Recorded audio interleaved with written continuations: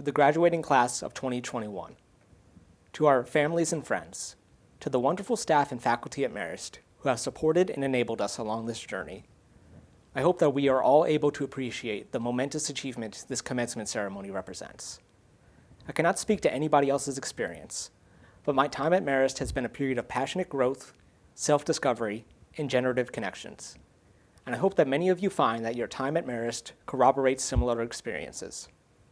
Entering the next stage of our lives and adopting greater communal responsibilities, at a moment when a global pandemic magnified the existing faults of societies across the globe, I felt I should offer my hopes and concerns regarding the positions of influence many of us desire to fill.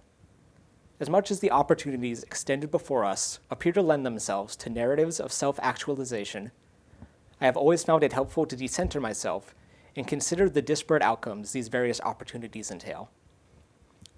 One voice I have found tremendously helpful for understanding the volatility before us is that of Simone Weil. Simone Weil was an early 20th century French philosopher who, compelled by the vast turbulence of the Second World War, incessantly pondered the dimensions and possibilities of human community. In 1943, she died at the young age of 34 from cardiac failure, controversially attributed to her decision to limit her food intake to the rations afforded the residents of German-occupied France. In her idiosyncratic essay, The Iliad, or the Poem of Force, Weil offers a startling meditation on the violence done to the possibility of a human ethic as a result of the possession and exertion of force. Defining force as a process which turns anybody who is subjected to it into a thing, Weil briefly reflects upon the nature of death as the absolute limit of the objectification of the human. Of greater concern to Weil, however, is the ability of force to turn a human being into a thing while he is still alive. She continues, "He is alive, he has a soul, and yet he is a thing. An extraordinary entity this is, a thing that has a soul.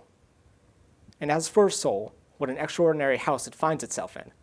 Who can say what it costs it, moment by moment, to accommodate itself to this residence? How much writhing and bending, folding and pleating are required of it? It was not made to live inside a thing. If it does so, under pressure of necessity, there is not a single element of its nature to which violence is not done." Weil recognizes that the idea of a person being a thing rightly offends our sensibilities, but contends that what is impossible in logic becomes true in life, and the contradiction lodged within the soul tears it to shreds. Who today are forced to house their human subjectivity in vessels that, in principle, should be accorded the utmost respect, but in actuality are regarded as objects of minor consequence? This is for many a difficult question to face, as the structures of our society, and for many of us, the roles we hope to play in it, depend upon the allocation of force. It is easy to dismiss the hope for a world where people do not have to live under the yoke of force as fantastical idealism. It is much harder to search for the first steps towards such a vision of the world. While I do not claim to be able to offer you an account for how to initiate this transformation, one challenge that will almost certainly be faced is our ability to act through uncertainty and doubt. If you can forgive this conjecture, it seems to me that we depend more upon the inherited stability of meaning and guarantees of safety than we would like to admit. As a history major, my entire vision of the world has been profoundly challenged throughout the course of my studies. As we hope to move into a greater space of freedom and the responsibility it entails, we should reflect upon the meaning of freedom in America as it has been presently transferred to us and what freedom might mean for us moving forward. Of the countless reflections upon the meaning of freedom in America, the voice I feel most compelled to share with you today is that of Toni Morrison. As a Nobel laureate and a Black woman, Toni Morrison's novels and critical nonfiction writings explore in both luscious and lurid detail the foundational contradiction that continues to inform struggles for liberation. As Morrison frankly remarks, Black slavery enriched the country's creative possibilities. For in that construction of Blackness and enslavement could be found not only the not free, but also, with the dramatic polarity created by skin color, the projection of the not me. The result was a playground for the imagination. What rose up out of our collective needs to allay internal fears and to rationalize external exploitation was an American Africanism, a fabricated brew of darkness, otherness, alarm, and desire that is uniquely American. While no one today disputes the grave injustice of slavery, it is much harder to consider how the dynamic of the stark polarity between those who were enslaved and those who were allowed to participate in the democratic experiment persists in our contemporary social unrest. At a time when calls for racial justice are at a heightened visibility, we should ask ourselves to what extent our sense of liberty and self-possession depends upon the presence of foils who are precluded from the enjoyment of these advantages. As with Simone Weil's interventions regarding the unseen violences of force, it is a daunting task to identify the expense at which our collective sense of freedom is secured. I have chosen to highlight these conundrums not to admonish anyone, but to recognize the central role they will play in the path towards maturity that faces us. If your first response to these challenges is to garner our individual and collective capacities for empathy, then the first voice I hope to direct you towards is that of James Baldwin.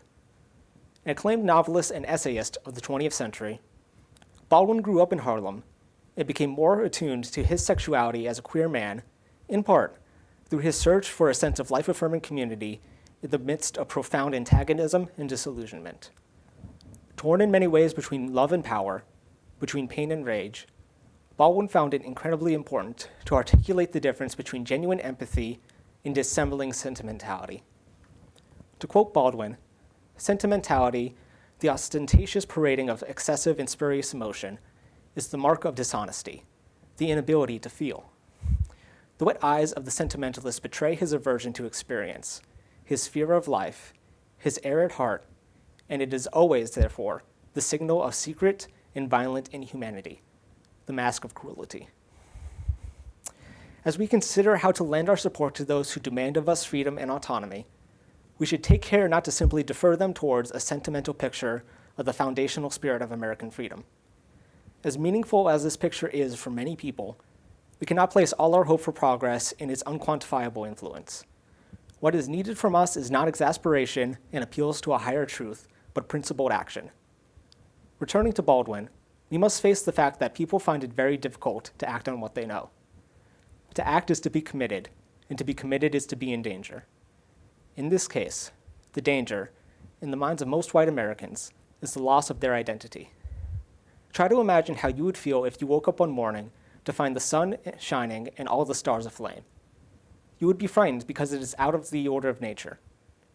Any upheaval in the universe is terrifying because it so profoundly attacks one's sense of one's own reality. While the justice of the civil rights movement appears self-evident for many of us today, Baldwin's masterful narration reminds us that, in their contemporary moment, calls for liberation are often rendered illegible and antithetical to the existing structure of social reality.